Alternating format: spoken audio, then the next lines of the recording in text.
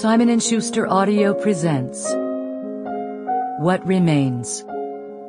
A memoir of fate, friendship, and love by Carole Radziwill. Read by the author. Prologue. Friday, July 16th, 1999.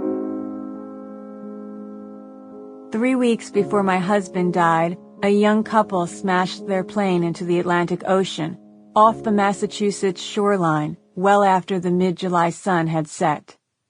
It was reported in the news as 9:41, but I knew the general time because I had spoken to the woman less than an hour before. The pilot was my husband's cousin, John Kennedy. His wife, Carolyn Bessette, was my closest friend.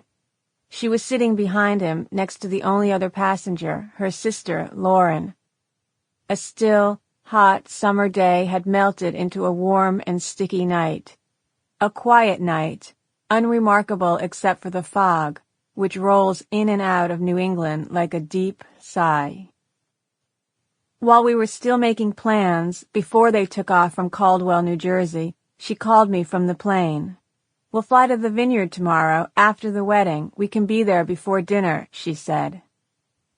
It was a short conversation because I was going to see her the next day. I was staying in her house, their house, on Martha's Vineyard, with my husband, and they were taking a simple trip. One they'd made many other weekends, from a small airport in New Jersey to the islands off Massachusetts, a well-worn 90-minute path up the coastline. I hung up the phone and opened the book I was reading, and an hour later she was dead. Afterward, I tried to find something to explain what had happened. Was it cloudy? Were the stars out?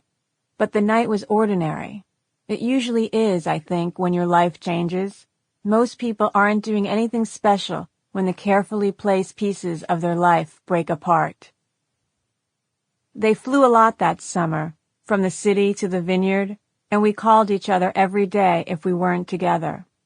"We're getting a late start. I'll call you in the morning."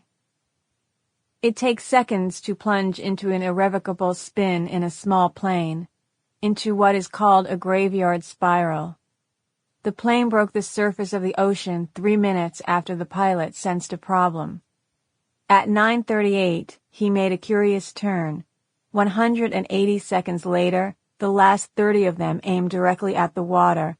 Their stories ended abruptly. Sample complete. Ready to continue?